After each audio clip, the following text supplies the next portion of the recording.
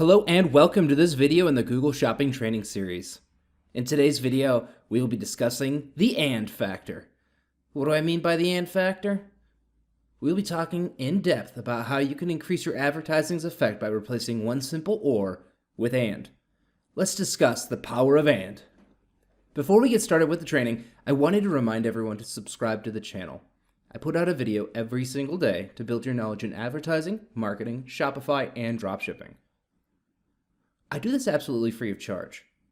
I also host a live call every Thursday night for the Facebook group, where I give away a 1-hour consulting call.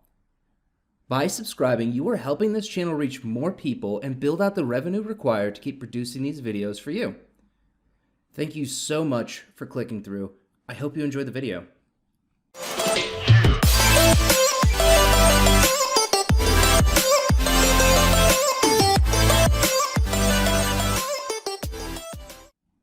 And the fun begins.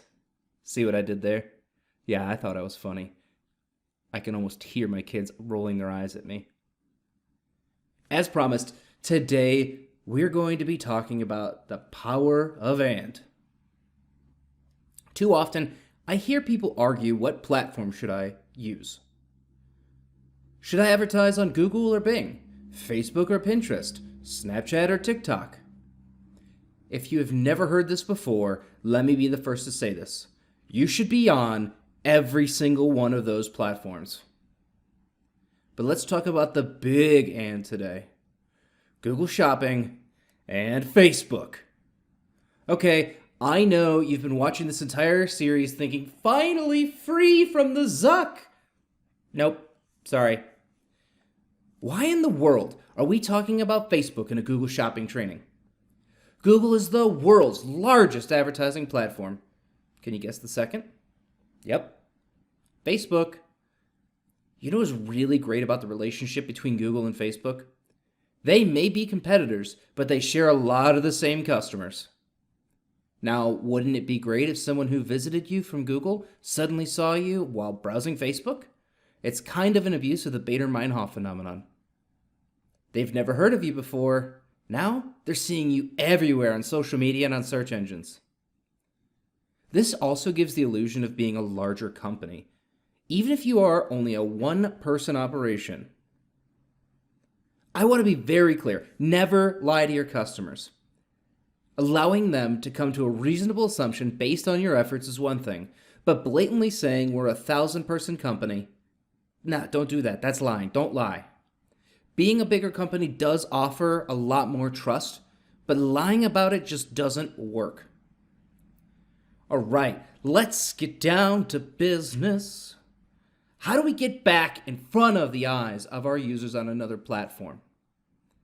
Well, in order for this to work, the user has to have Facebook installed on their device or open in a browser. This is how we will be able to track their information. Open up your Shopify admin panel and navigate to Online Store and Preferences. If you don't already have one set up, we need to add your Facebook pixel to this website.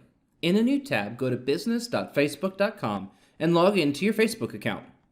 If you have never created a Facebook advertiser account, you can click on the I in the top right of this video, go to the link about creating a Facebook account. I will also suggest you visit the video about creating your pixel. Both videos will be available in the menu at the side of this video. Navigate to your business settings in your Facebook Business Manager, click on Data Sources, and Pixels. Select the pixel that you want to install on this website, copy the pixel number from the Business Manager, go back over to Shopify, paste in the numbers, and save. You're done. Now, whenever a user visits your website and meets the right criteria, they will be added to your Facebook pixel for us to retarget later. Can you guess what we'll be talking about in the next video? That's all for today. If this helped you, please give it a like and subscribe to the channel for more daily advertising, marketing, Shopify, and dropshipping training. Thank you for watching. I'll see you in the next video.